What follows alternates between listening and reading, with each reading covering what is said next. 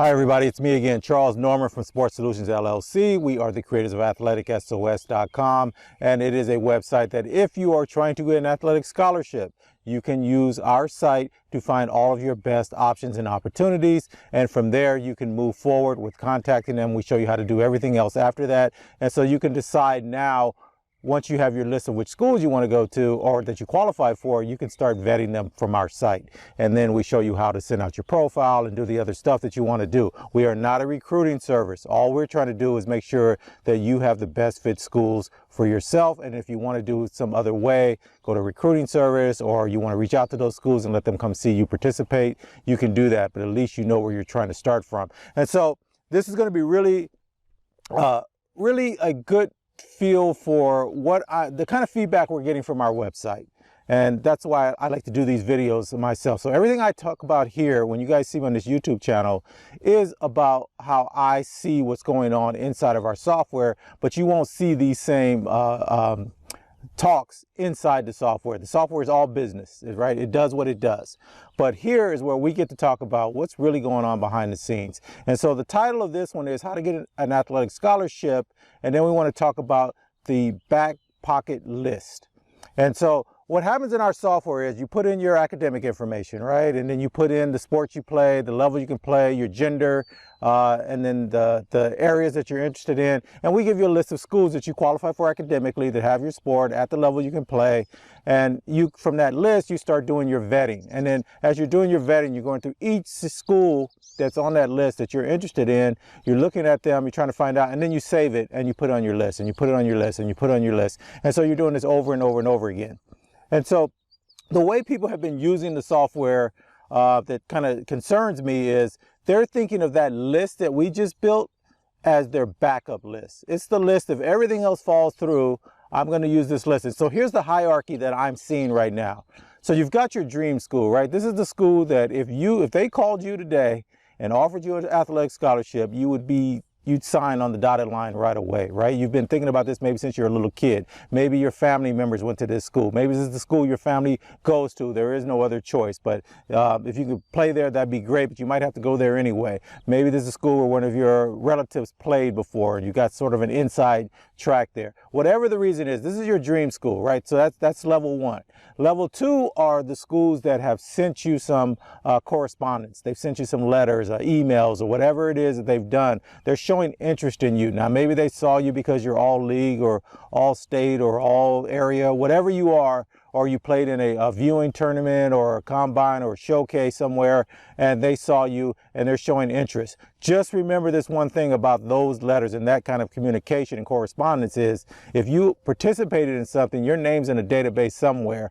And so some of those are just form letters that they send out to everyone, but it doesn't mean that they would not be interested in you. Just don't take it as they're interested in you as you. They're interested in you, the ball player or the athlete, but you've reached some sort of level where your name is in a database as a potential college level ready participant. So that can happen quite a bit. And then there are some areas where they actually saw you and they've been following you for a while and they're really interested in you. So keep those all in mind.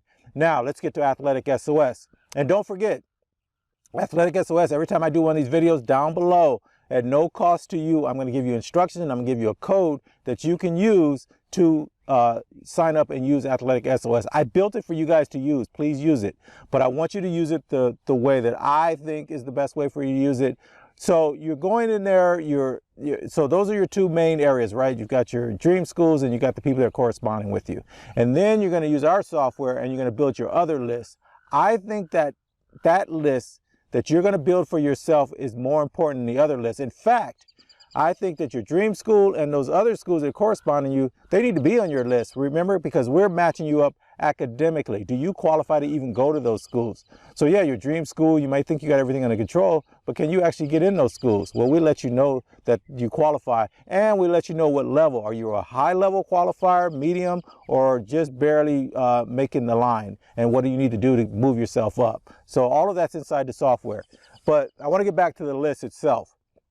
So this is where you know, I talk, if you guys have seen me in my other videos, I talk about separating ourselves and positioning ourselves so that when it comes down to getting an athletic scholarship, we're going to go where we want to go, which is the best fit for us, for what we want to do as far as going to school. That's a big deal. But what do we want to do after the school? What kind of environment do we want to be in? What school is the best fit for us that we actually want to go to? And what happens is when you use our software, you're going to start building this list of schools that you didn't even know existed, let alone that had your sport or that you have an opportunity to go to because academically you're in a great position to attend that school.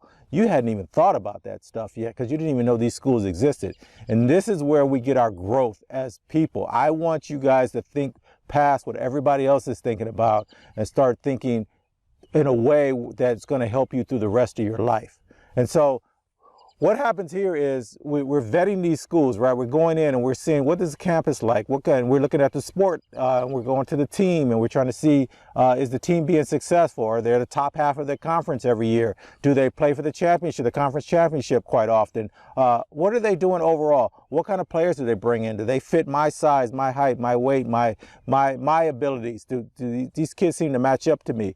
And then you're trying to find out how many freshmen, seniors, sophomores, juniors, how many do they have? The year I'm coming out, does it look like they will be looking for someone in my position that plays my position at their school? That makes a lot of sense, right? So we're starting to do a little bit more than everybody else. We're separating ourselves from everyone else. And you're going to use these same set of skills once you leave college. You're going to do the same thing when you go looking for your jobs, or you're going to want to start your own business. And you're going to start learning how to vet, how to understand past what everybody else is trying to understand. Okay, so that list that you've created for yourself, to me, is front of the line, not back of the line, not after your dream school, not after the schools that are corresponding with you. This is your list. Why would that be secondary? And that's the way people are using it right now. Instead of using it as a back pocket listing, like I call it, because it's in your back pocket. Nobody else knows about these schools. Nobody else has a list like your list.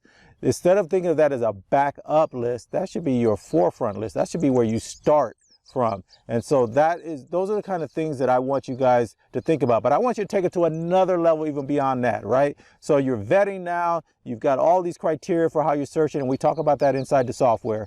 But the next level for this thing is, I want you to start thinking in terms of, what do I need to get away from? And so just last night I was invited to a blockchain event. It was a low part blockchain event. A lot of people in their 20s and 30s. I'm just amazed at how when you get into a room with a bunch of people that are trying to achieve things and try to do things. So this is about NFTs and blockchain and augmented reality and all this. Fascinating, absolutely fascinating. I'm the old guy in the room. And anyway, so I got invited to this thing, and I'm just amazed at the people around. But one of the things I was discovering there, now this is a Saturday night, today is Sunday, Easter Sunday. I'm doing this video right now, and to have that number of people, young people, come to an event that's not a party or some rah-rah-rah thing. It was really a serious business type environment, but these were all fun people. But the fact that they filled that room up with some serious people are doing things in this world, and you want to be part of that. And so what I want to talk about now is, sometimes you have to move away from your comfort zone. And this is for parents too that want to keep that kid close to them. Sometimes you want to get them out of their current environment and move them off, because you got to move away from some of the people. There's a lot of, I won't say negativity, but a lot of fear in the world right now, right? You're talking about inflation, gas prices are up, is there going to be a recession, a depression? All of this stuff is going on. And in the meantime, there's another whole world where people are just thinking about the future in a positive light, that we're moving forward. As much as people talk about the housing costs and there'll never be, other people are building new housing right now down the street. Talking about businesses are going out of business, restaurants, all of these businesses that are closing up. And then I look down the street and I see construction on a new businesses and new apartment buildings and new office complexes. Now, I don't know which way everything's going, but I'd rather be in the area where they're thinking positive and what's coming, and things are going to keep moving forward, because the world keeps going round and round and round. And you can be over here in this area. I don't say be unrealistic, but when you get in a room full of positive, can-do people, it completely changes your life. And so for the young people, some people you're going to have to leave behind. You can sit down right now and look at the people in your life that are it's always a negative situation going on. It's always a woe is me. It's always a, what's wrong. And then you've got some people in your life that are just floating through life. They're not negative. It's all about having a good time. It's all about partying. It's all about, you know, that world. And those are great people to have around when you're in a certain level. And then but what you want in your life are the people that are like, hey, what are we going to do next? What should we do positive? What are we thinking about for the future? What are we going to do next? I know you don't want to do it all the time, and I know it's uncomfortable for you, but that's the group I want you guys in. And as you're starting to use our software, and you're starting to look for schools, and you're starting to look at where these schools are and what else they offer on campus, and what the athletic team, yeah, you're looking at that too. But what else is offered? What else is in that area? Is it an up-and-coming growth area? Are you going into the tech field? Are you going into nursing? What are you going into? What do you want to do next?